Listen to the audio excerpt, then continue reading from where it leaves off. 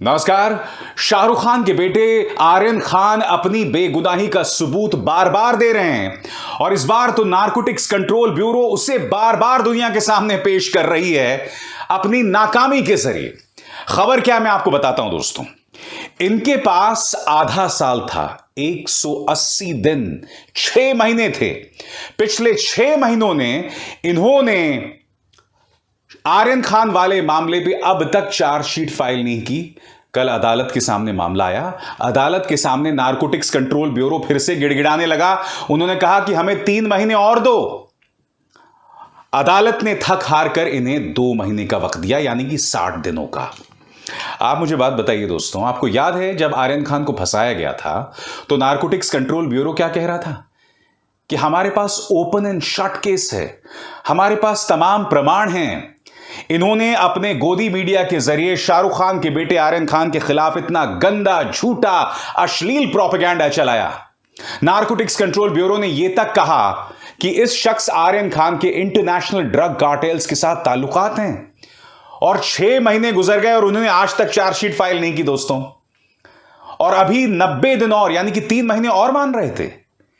जिससे तुम अब तक ओपन एंड शट केस बता रहे थे, अब उसके लिए तुम्हें 9 महीने चाहिए। 9 महीने में क्या हो जाता है तुम्हें पता है ना। और 9 महीने में तुम एक चार्जशीट तक नहीं फाइल कर पाओगे। कितने शर्म की बात है दोस्तों। और मैं दावे के साथ कह सकता हूं 60 दिन बाद भी ये लोग चार्जशीट फाइल नहीं कर पाएंगे। और सबसे शर्मनाक बात यह है कि इस मामले में 2 लोग अभी भी जेल में बंद हैं। और ये जो 2 लोग बंद हैं जेल के अंदर, वो लोग कॉन्विक्ट्स नहीं हैं, गुनहगार नहीं हैं। और नारकोटिक्स कंट्रोल ब्यूरो की ढिलाई, नारकोटिक्स कंट्रोल ब्यूरो की बेशर्मी, उनकी ढिठाई की वजह से वो 2 लोग लगातार सफर करते रहेंगे। इसके अलावा आर्यन खान की गर्दन पर लगातार यह तलवार लटक रही है। क्योंकि मकसद क्या था उस पूरे मामले का? शाहरुख खान को टारगेट करना, उनके बच्चे के जरिए शाहरुख खान पर टारगेट करना। और आप जानते हैं कल जब अदालत के सामने मामला आया तो नारकोटिक्स कंट्रोल ब्यूरो ने क्या कहा? नारकोटिक्स कंट्रोल ब्यूरो ने कहा कि इस मामले में कई जो गवाह हैं वो हॉस्टाइल हो गए, यानी कई गवाह पलट गए। तो मैं आपके सामने 2 मामले बताना चाहता हूं। आपकी स्क्रीन पर यह है प्रभाकर सेल। कौन है प्रभाकर सेल? ये पंच था, सरकारी गवाह था। आप जानते हैं इसने लिखित में क्या कहा? इसने लिखित में 2 बातें कही। पहली बात इसने ये कही कि हमसे खाली कागज पर ब्लैंक पेपर पर दस्तखत कराए जा रहे थे। यह काम कोई और नहीं बल्कि ये जेम्स बॉन्ड, गरीबों का सिंघम समीर वानखेड़े कर रहा था। इसकी चर्चा तो मैं आगे जाके करता हूं, मगर बड़ी बात यहां पर यह है कि प्रभाकर सेल जो उनका अपना गवाह है वो लिखित दस्तावेज में कह रहा है कि हमसे खाली दस्तावेज पर दस्तखत कराए जा रहे थे। बात यहां नहीं रुकती। आपको याद होगा बाकायदा यह भी कहा गया था कि किस तरह से सैम डिसूजा, केपी गोसावी, ये तमाम लोग मिलकर शाहरुख खान से 18 करोड़ रुपए ऐंठना चाहते थे और उसमें से 8 करोड़ का शेयर इस शख्स समीर वानखेड़े को था। कितने शर्म की बात है। और आज की तारीख में नारकोटिक्स कंट्रोल ब्यूरो यह कह रहा है कि सरकारी गवाह पलट गया। अरे आपका अपना गवाह था, कैसे पलट गया? बात यहां नहीं रुकती है। ये भी कह रहे हैं कि भाई जो किरण गोसावी है वो चूंकि जेल में बंद है, हम उससे अब तक गवाही नहीं ले पाए। इनके देखिए तर्क देखिए दोस्तों, इनके बहाने देखिए। किरण गोसावी कौन है? आपके स्क्रीन पर आर्यन खान के साथ सेल्फी खिंचवा रहा है। यह नारकोटिक्स कंट्रोल ब्यूरो का ऑफिसर भी नहीं था, यह एक प्राइवेट डिटेक्टिव था।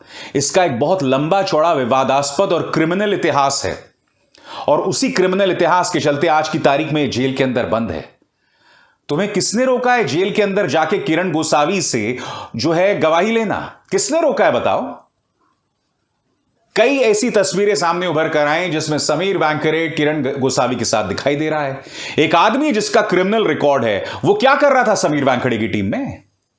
और सबसे बड़ा सवाल, जो बात सरकारी गवाह कह रहा था कि आप लोग शाहरुख खान से करीब 18 से 25 करोड़ ऐंठना चाहते थे और समीर वानखेड़े के पास जो है करीब 8 करोड़ जाने वाले थे।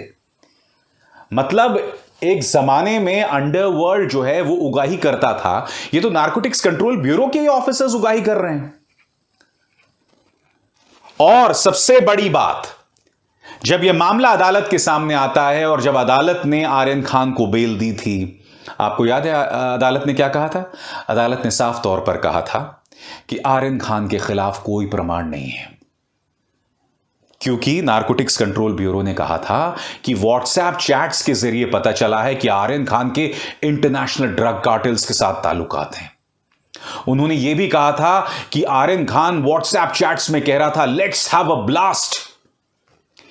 इस लेट्स हैव अ ब्लास्ट को इन्होंने क्या कह दिया कि साहब देखो ये ड्रग्स की तस्करी कर रहा है और ड्रग्स का धंधा कर रहा है।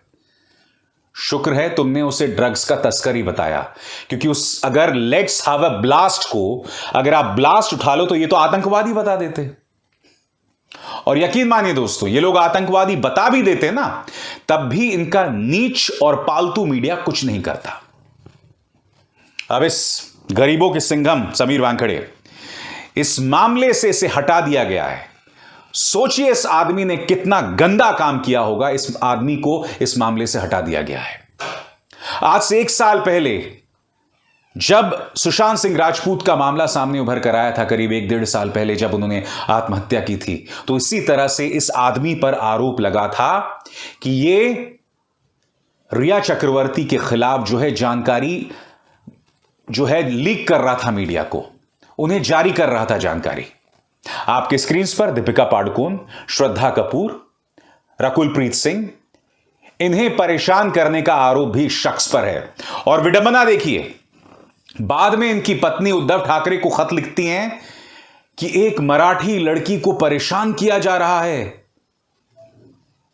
मेरी बहन, अपने पति को देख लीजिए, उन पर जो आरोप हैं, उन्होंने जिस तरह से सुशांत सिंह राजपूत मामले को लेकर जांच की, जिस तरह से रिया चक्रवर्ती और उनके परिवार को लगभग बर्बाद कर दिया, और अब इस मामले में भी, क्योंकि अगर तुम अच्छा काम कर रहे होते तो तुमसे मामला नहीं छीना जाता। तुम्हारा काम इतना वाहियात था, इतना शर्मिंदगी भरा था कि उस जांच को तुमसे लेना पड़ा, क्योंकि अब इस जांच से समीर वानखेड़े का कोई लेना देना नहीं है।